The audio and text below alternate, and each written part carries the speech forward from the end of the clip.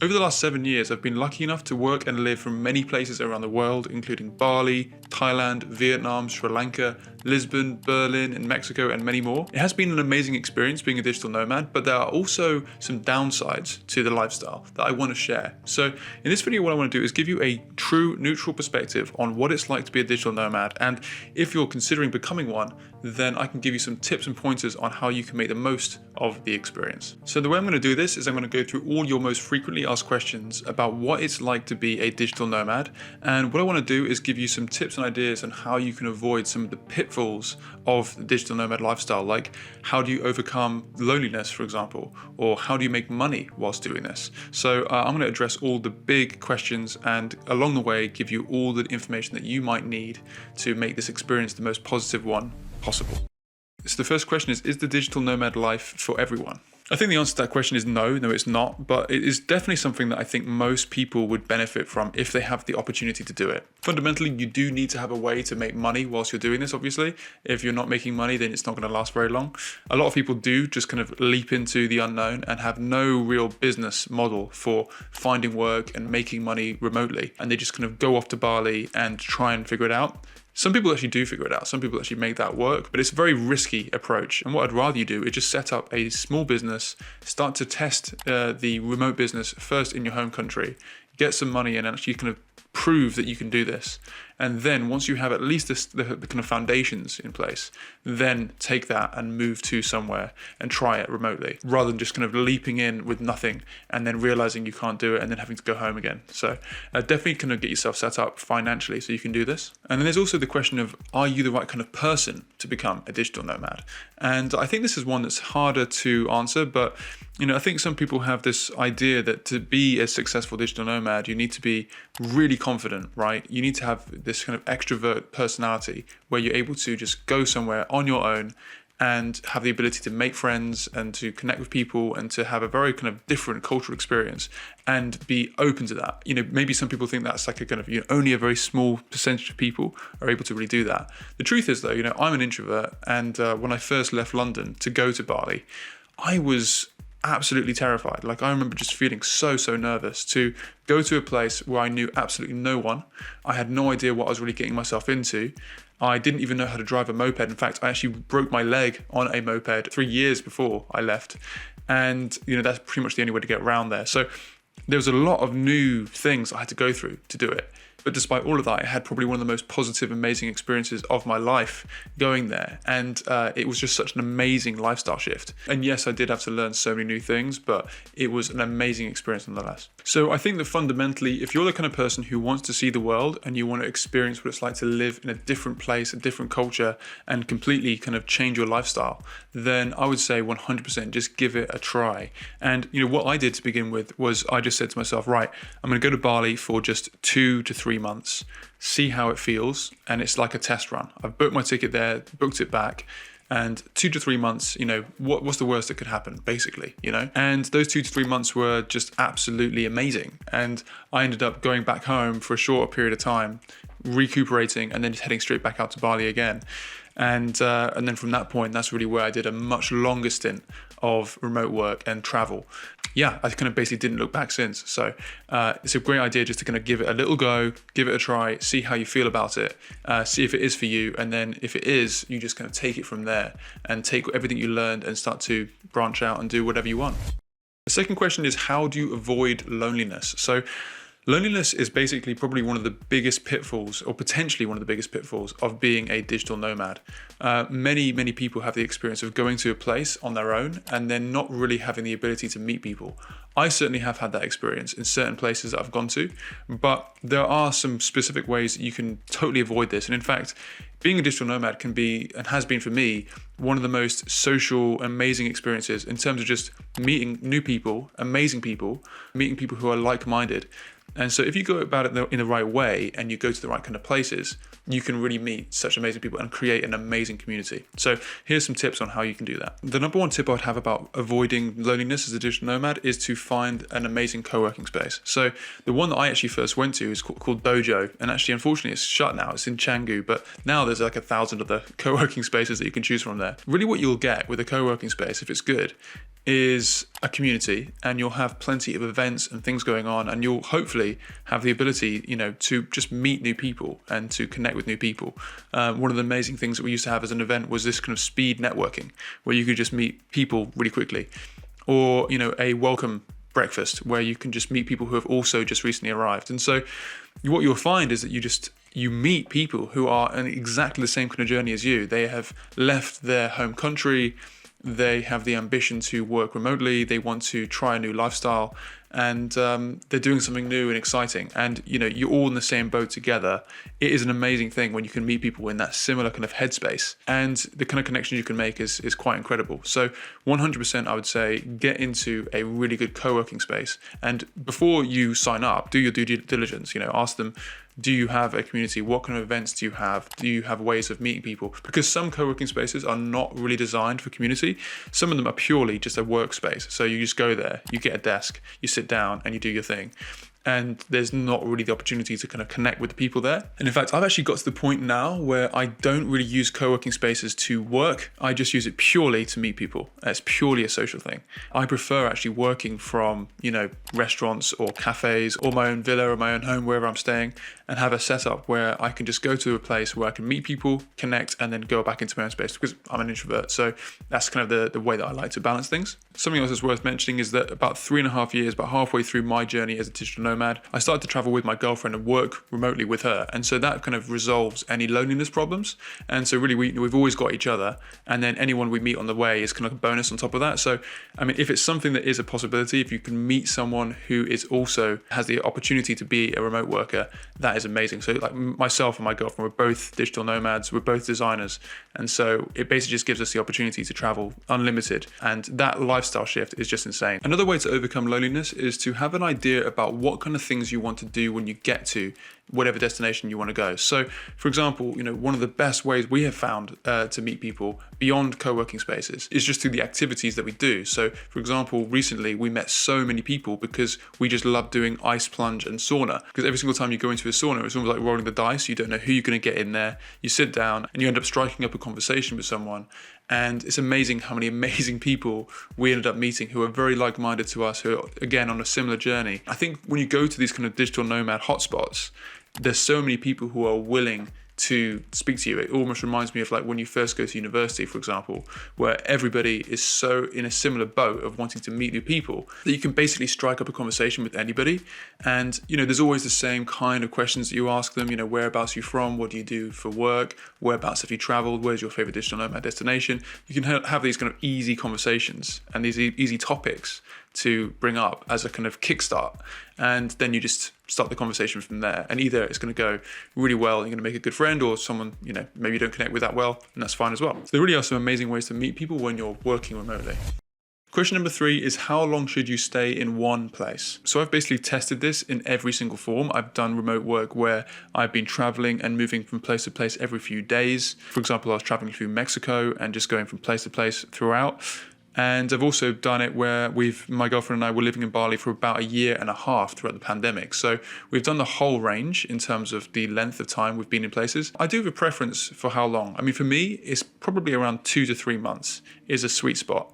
And the reason for that is because it gives you the opportunity to properly settle into a place, to establish a bit of a routine and to get to know somewhere, and to really start to live like someone who's local, someone who's actually there. If it's any less than that, it's a little bit too quick for you to kind of establish that routine.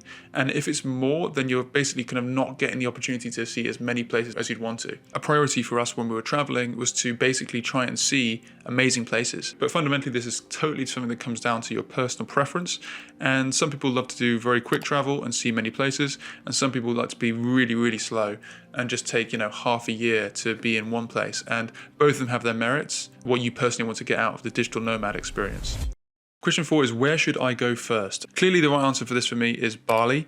The reason for that is because Bali is basically like a training ground for digital nomads. It has so much that can kind of get you prepared for the experience. And it's kind of an easy mode for it, right? Because you have tons of co-working spaces, the cost of living is super low, you have an amazing community of loads of people who are willing to socialize and meet you there. Bali itself has so much to offer in terms of just one island. You can go to Canggu and live there, you can go to Ubud, but then there's all sorts of other things on the island that you can do, beautiful places to see. The local people in Bali are just unbelievably lovely, just some of the sweetest, nicest people I've ever met. Great weather, beaches, sunsets, tropical. It's pretty much got everything. I've never really been to anywhere quite like it. And yes, there are other amazing places, and I do have other places that I maybe even prefer.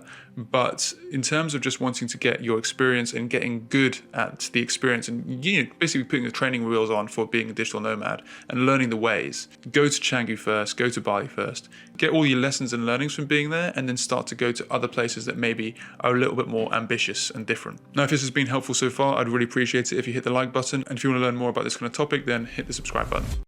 Number 5 is, what is the day-to-day lifestyle like? Basically, the day-to-day lifestyle of being a digital nomad is a little bit crazy because you have a life where you can not do any chores, you can eat amazing food every single day that is just cooked, in a lovely cafe or restaurant, and you can completely commit yourself to building something. If you want to build a project or build a business, you can completely dedicate yourself to that and your time to that, as well as basically, people say, is it like living a holiday but constantly? And kind of, yeah. You are working, right? You need to be able to make money to actually continue to do this lifestyle, to live this life. But fundamentally, you can choose how you spend your time completely. So if you want to just take a few weeks off to go and travel and to see things and do things, you can do that. If you want to just basically kind of dial down how much work you're doing, you can do that. Or you can dial it up. You can go, I'm going to go all out and just spend all my time, doing something and building something. It's completely up to you. And I think this is kind of one of the biggest things about lifestyle, that's kind of the most amazing things, is that it gives you a ton of control over how you spend your time. And it fundamentally comes down to freedom. So you can wake up in the morning when you want to, you can spend your time doing what you want, you can work on the projects that you want to, you can move to a location in the world that you want to be, whether you want to be somewhere cold or hot, tropical, and anything, it's really just down to you. And so the lifestyle is kind of whatever you want to design it to be. For me, I love being in tropical locations. I love being near the ocean. I love being able to see sunsets at the end of the day. I like to be places that are peaceful and kind of have a bit of a spiritual feel to them. And so I kind of opt for places like Bali or like Thailand, places like that really just feel like they have a really natural and beautiful atmosphere to them. I remember thinking that when I first started being a digital nomad, that it would actually be bad for my productivity, right? People don't really have the perception that if you leave and go to somewhere tropical and beautiful, you're going to be that productive. But the absolute opposite was true, because you end up meeting a lot of people who are very entrepreneurial and very driven and motivated. So you're kind of getting inspired by that. And you also have a lifestyle where you don't have to focus so much on the day-to-day kind of chores that you usually would have to in your home country. So your time is much more opened up for focusing on the things that you want to do. And that really is quite an amazing lifestyle shift that is kind of hard to get across until you really experience it for yourself. But I just remember the first time that I moved from London to Bali and started to live that different lifestyle, it was basically like I had to pinch myself every single day. I couldn't quite believe that this was possible, that this kind of lifestyle was possible. And the just level of gratitude I felt for that was just completely off the charts. And so just for that reason, I would say this is something that's worth exploring. If you're considering being a digital nomad, I would say just go, give it a try, do it for a few months at the very least, and let yourself sink into it. Because one thing I want to mention now is that always give yourself a bit of time to adjust to the place, okay? Because you might not like it for the first week or two, and maybe it's quite likely that you don't. Because I've had the experience where I've gone to a place and it's just been so different. It's so different culturally, it's so different in terms of the pace and the lifestyle and the climate and the people, that it's kind of an overload. And it can feel a bit overwhelming for the first week or two, especially if you're like dealing with jet lag as well at the same time. Always give yourself a couple weeks to just sink into a place, give it a real good chance, and start to establish a bit of a routine. Because once you start to establish that routine and you start to actually make friends, you start to create a community in a place, and you understand the place and you know how to get around and so on, this is where you'll start to find that you're much more comfortable living there, you're much more happy, and it's not so taxing. Because The first 2 weeks is like you're learning everything. Everything's new. You don't know where things are. You don't know who even lives there. You don't know how to get around. You don't know what the best spots are, where the best co-working spaces. It's all completely new. So it's quite taxing. But once you get over that hump and you get into the flow, it can be one of the most amazing experiences. Number 6 is, how do I make money as a digital nomad? And if you're subscribed to this channel, then you won't be surprised here. I'm a graphic designer, so I do brand identity design, web design, development, brand strategy workshops. And yeah, that's my kind of offering. And basically everything that I do is completely remote, from the workshop right through to development of the website. And I find my clients remotely as well. So I use platforms like TopTal, and I get my work through referrals and things like that. And I have made a full video on how I find clients. If that's of interest, I will pin that in the top. And this is really one of the most amazing ways to be a digital nomad in my experience, because some people will be a digital nomad but do a job that they don't love. They'll basically put up with the job so that they can live the amazing lifestyle. But as a designer, what's amazing is that I love what I do, and I also get to do it whilst living in beautiful places. But really, there are so many ways now to make money online. So all you really need is just an internet connection and some sort of skill set that people need, and you are well on your way. Question number 7 is, how long should I be a digital nomad for? And I think this is a really interesting question, because fundamentally it's my opinion that you should not be a digital nomad forever, okay? Maybe some people would love this experience, but for me, there are downsides that start to occur after a certain amount of time. So as I said before, I've been a digital nomad now for 7 years. Even though those 7 years have been incredible, I have found that over time, what I've been yearning for is more of a sense of community, is more of a sense of stability and predictability in my life. So I am starting to transition now in my life into a stage where we are buying a house in the UK, finding more of a structure, but still having that option of being a digital nomad. So still having the option to go travel whenever we want to, but have it on more of our own kind of slower basis. So, having a base in the UK, somewhere that we can say, call our home and have a community there, but throughout the year, do travel whenever we want to, maybe spend a couple months during the winter months of the UK, going back to a place like Bali or Thailand. And fundamentally, the amazing thing about it is not just being a digital nomad where you can just go to tropical places all the time, but it's really just about the fundamental freedom that you have. And you can apply that to whatever your priorities are in life. And for me, my priorities are shifting and changing like everybody's does. For me, at this stage in my life, we're looking to build a bit more stability, have a home, but still have the option to travel. I mean, we both really don't like the winter in the UK. And so we want to still have the opportunity and the ability to go off somewhere tropical and warm for certain parts of the year.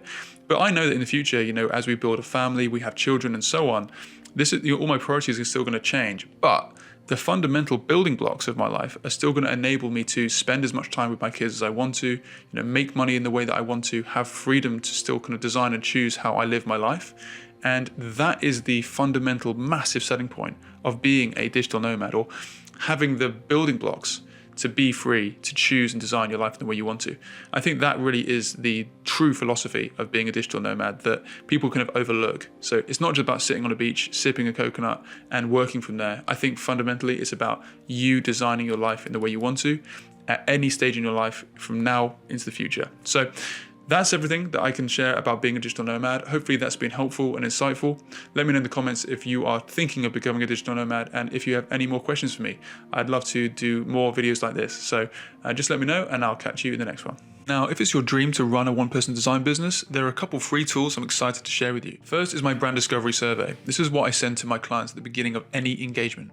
This is an amazing way to kick off projects as it extracts all relevant information about your client. You can get your copy of the exact one I use for free using the link in the description. The second is the Freedom Roadmap. This is a step-by-step guide I absolutely loved putting together. It's basically an actionable guide that will help you run a one-person design business no matter what stage you're at. So if you want to find out where you are on the journey to freedom, there's also a link in the description to download that for free. Finally, if you're interested in getting coaching from myself, I do have a 3-month program that fast-tracks you to becoming a top 1% designer. During these 3 months, I will personally help you find and close high-paying clients, improve your design skills, create a killer portfolio, and fundamentally help you set up a one-person design business that enables you to design your ideal life. If you'd like to apply for the coaching program, just complete the form linked in my description. And please note that I only take on people that I'm sure I can help. If you're a great fit, then I look forward to speaking with you very soon. And if you haven't already, make sure to give this video a like and subscribe for more videos like this. Cheers and have a superb day.